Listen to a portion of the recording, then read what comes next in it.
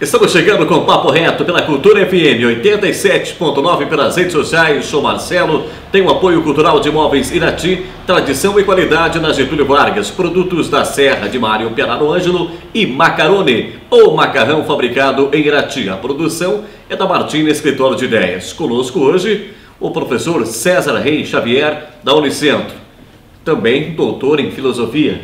Prazer tê-lo conosco. Bom dia Marcelo. Prefere que chame de professor ou de doutor, César? Pode chamar de professor. É orgulho de ser professor. Opa, com certeza. Há quanto tempo atua nessa área da educação?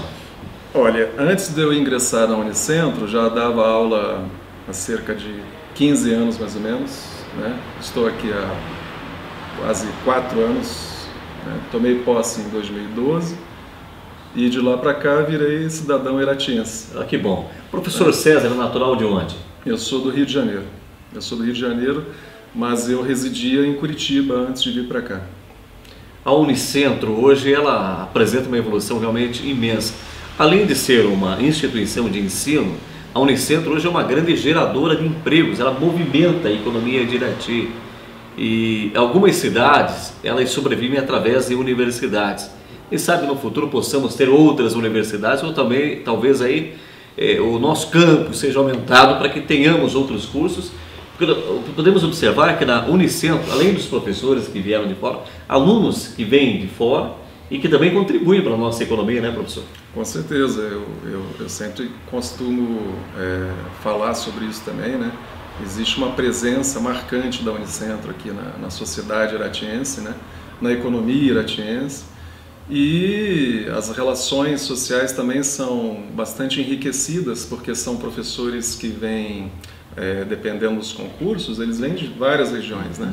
Do Brasil inteiro. Eu mesmo sou um exemplo, né? Eu vim do Rio de Janeiro, fui parar em Curitiba, mas já vim de outros estados, então, né? Já morei em vários estados também. O professor César do Rio, morou em Curitiba, hoje Irati. São costumes totalmente diferentes de Curitiba, totalmente. Principalmente no Rio de Janeiro. Com relação a Curitiba, muda por ser uma metrópole e aqui uma cidade do interior. Muda bastante o ritmo, né? E ambas diferem mais ainda no caso do Rio de Janeiro, que é uma região sudeste do país, né? Com outra cultura, outros costumes, outro clima, né? Muda totalmente. É verdade. Aqui em Irati existe um costume que as pessoas de fora estranham muito. Se pergunta, qual é o teu nome? Meu nome é Marcelo. Ah, você é de que família? Imagino que já perguntaram várias vezes para o professor isso. Alguns anos atrás isso era um costume também em Curitiba. Quando eu cheguei em Curitiba, me perguntaram também, né? E isso também tinha lá. No Rio de Janeiro já não. Rio, São Paulo, essas outras cidades já é outro tipo de costume, de comportamento. Né? Com certeza. O professor César, ele também é muito ligado à área política. Inclusive ele participa de debates nas redes sociais.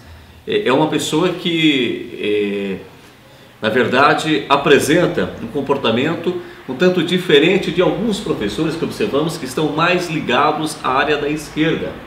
E o professor César ele apresenta o comportamento de uma pessoa ligada mais à área da direita política.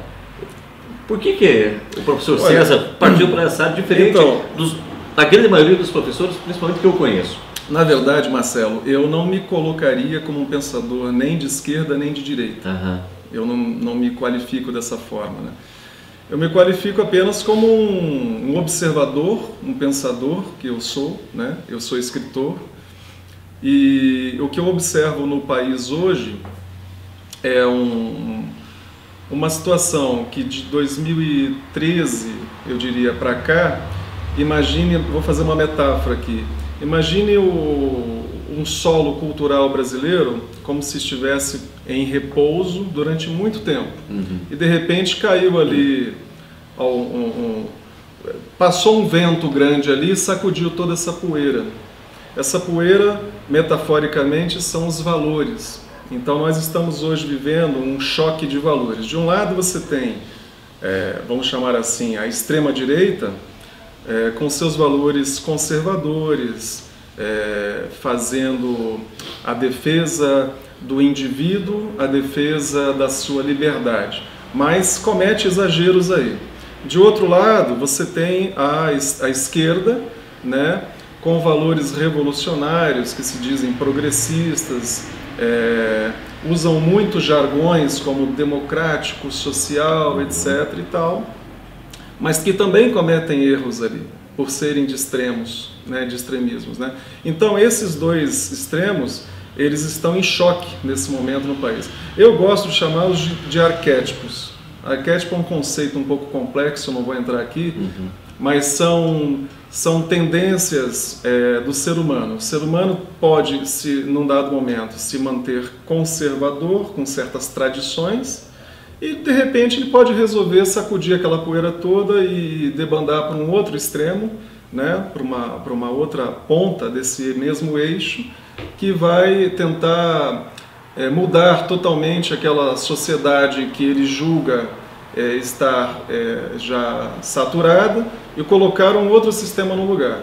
Foi isso que aconteceu com as revoluções que podemos citar aqui: a Revolução Francesa, a Revolução Soviética e outras tantas, né? Então, no Brasil, nós estamos hoje vivendo um choque de valores, né? E isso foi bastante intensificado nos últimos anos, e por isso nós estamos vivenciando um choque social, né? Nós estamos vivenciando assim um estado de fragmentação da sociedade em categorias, em subcategorias, e umas contra as outras. E isso não é bom. Porém, por um outro lado, eu vejo isso como um momento, talvez, de necessário, que vai antecipar uma síntese mais adequada para a nossa sociedade. O Brasil é um país muito diversificado, né? Em cores de pele, em tradições culturais, em etnias, né? Em valores. Nós temos todas as etnias do mundo aqui, né, representadas. É o país mais diversificado que tem. E isso também contribui um pouco para esse choque, né? Só que, ao mesmo tempo, somos o país mais rico e talvez promissoramente para o futuro. Vamos dar um recado: é possível conviver com as diferenças. É possível conviver com diferenças de religião, né, de etnia, de valores de todos os tipos, né? E eu acredito muito nisso. Só que nesse momento, alguns grupos ideologicamente usaram e abusaram dessas diferenças para gerar conflitos sociais, né? E isso, infelizmente, pegou de assalto muitas cabeças que se identificaram com certas ideologias desta estirpe, né? E isso gera muito ódio, isso gera muito ressentimento. Então as pessoas hoje que são dessas categorias díspares se olham com desconfiança. Ah, você não é do meu grupo, você não pensa como eu, né? E esquecem de olhar para o todo maior, que somos todos humanos. É verdade. Né? Eu sinto que o atual governo, ele tem, digamos assim, um costume, eu não sei o porquê, que é gerar esses conflitos de classes. Homossexual com heterossexual, o negro com o branco, o pobre com o rico. Por que será desse comportamento? Então, qual a vantagem desse atual governo tendo esses conflitos? Isso aí remete a filosofias, né, que vêm desde o século XIX. Na verdade, começou bastante isso com o chamado marxismo cultural, né?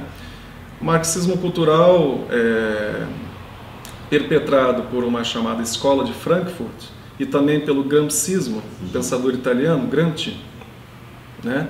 Você tem aí o quê? Você tem tentativas na crença deles, de melhorar a sociedade. Vamos transformar a sociedade, mas não só transformá-la, vamos acabar com a sociedade que está aí, vamos colocar uma outra. Vamos destruir uma cultura que foi gerada, a cultura, digamos, ocidental, judaico-cristã, né, que está aí há milênios. Vamos colocar uma nova cultura no lugar, né? Então, esses conflitos que eu estava colocando, você acabou de dar alguns exemplos, eles são formas de jogar o povo contra ele mesmo, né? E promove o caos, né? E promovendo o caos fica mais fácil de alguma nova proposta colar e se implantar ali, entendeu? Então, é mais ou menos esse o raciocínio, né? E aí, como que você transforma uma sociedade nesses termos que eu estou colocando? Você vai nos pilares mais caros dessa sociedade, você vai atacando aqueles valores que são mais caros, né? Agora, não que a sociedade conservadora não tenha problemas, é claro que tem, né? Existem inúmeros problemas que nós podemos verificar com a história da humanidade, mas você não pode querer mudar uma cultura milenar em um século. É verdade. Porque o sistema, se você parar para pensar, a Revolução Soviética vai fazer 100 anos agora, né? Ela foi a grande, digamos assim, um grande marco dessas tentativas. De lá para cá, você tem outras tentativas, que uma delas, por exemplo, vou dar um exemplo aqui no Camboja, nos anos 70, né, que matou mais de 2 milhões de pessoas. Foi o quê? O mesmo sistema. Foram tentar mudar a sociedade colocando uma outra no local. E isso é uma porta aberta para psicopatas no poder, né? Todos esses regimes totalitaristas geram psicopatas. Você tem medo, professor, que isso aconteça no Brasil? Esse tipo de gente, psicopatas, estejam no poder? Então, agora eu vou falar como psicólogo, né? Isso. Estamos entrando um pouquinho na psicologia. Todo regime totalitarista, ele atrai psicopatas como a lamparina atrai as mariposas numa chácara de noite, né? Os psicopatas, eles são atraídos para o poder, para o arquétipo do poder, né? Então, sob a égide de jargões bonitos e belos como democrático, social, direitos humanos, de palavras belas e expressões que todos gostariam que acontecesse, né? Quem não quer um regime democrático? Todos nós queremos, né? Eles vestem esta roupa bonita, mas na verdade as intenções ali são outras, né? O psicopata, ele quer o poder. E o que significa o poder? O poder é o controle sobre a sua vida, sobre a minha, sobre a vida de todos os demais. Ele quer controlar a vida alheia. Por quê? Porque dentro dele existe um profundo vazio, e uma pessoa muito vazia precisa se preencher com a essência das outras. Então ela tem que controlar a vida dos outros. Psicologicamente é isso. Se você estender isso para a sociologia, se você estender isso para a política, não fica difícil de entender o que acontece, né? Então tem até uma frase do Lenin, né? Uma delas, né? Famosas, né? Uma maioria desorganizada será controlada por uma minoria organizada. É exatamente o que acontece, porque o povo sozinho, o povo não consegue se organizar, né? E essas pessoas que têm esse perfil psicopático, né? Eles têm uma capacidade muito grande de articulação, são muito inteligentes. Agora, você perguntou aqui no Brasil. Eu tenho uma fé muito grande no povo brasileiro e na cultura brasileira, cultura esta que ainda está em formação, né? Nós somos um país jovem, comparados com a Europa, com os países da Europa, por exemplo. Qual que é a fé que eu tenho? Exatamente pela nossa cultura ser muito diversificada, fica muito difícil para psicopatas no poder conseguir uniformizar um sistema ad eternum. Fica muito difícil conseguir um controle muito grande sobre um povo tão heterogêneo. Então, talvez essa seja a dificuldade que alguns deles não contassem. E a outra coisa, o outro fator também muito interessante que muitos deles não contavam, né, são as redes sociais.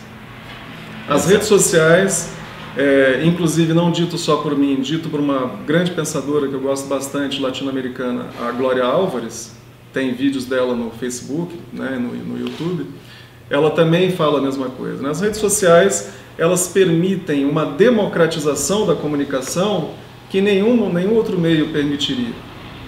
Democratização essa que já estão tentando já controlar, né? Já estão querendo colocar uns projetos de lei aí para controlar a mídia eletrônica. Eu espero que não vingue, né? Porque é o único meio hoje de comunicação realmente democrático. Todos interagem, cometem-se erros, mas também cometem-se acertos. É verdade. Eu lembro que principalmente no final da década de 80, no início da década de 90, o que a TV Globo falava era lei, né? Hoje não mais. Hoje não mais. Por causa das redes sociais. Exatamente. Exatamente. Então isso eu vejo com muito bons olhos.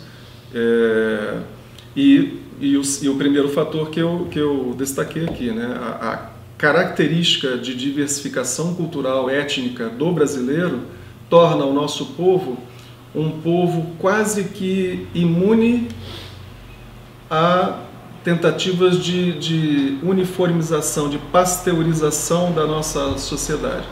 Porque a cultura é sempre mais forte do que qualquer regime desse tipo. A cultura sempre fala mais alto. E eles não conseguem mudar uma cultura assim da noite para o dia. É verdade. As pessoas hoje no Brasil confundem muito os partidos políticos. Por exemplo, elas acham que o PSDB é um partido de direita. Não, o PSDB é um partido com uma ideologia de esquerda. É claro, uma esquerda mais moderada, né? Exatamente. Os fabianistas. Exatamente. Então, no meio desse grande caldo de tensões que a gente estava comentando há pouco, que está acontecendo hoje no Brasil, as pessoas estão começando a despertar o interesse por política e por outros assuntos ligados à política, né? E estão começando a querer entender isso também por conta das redes sociais. As redes sociais facilitaram o acesso a essas informações. E o brasileiro começou a despertar para isso, só que alguns equívocos ainda são cometidos e as pessoas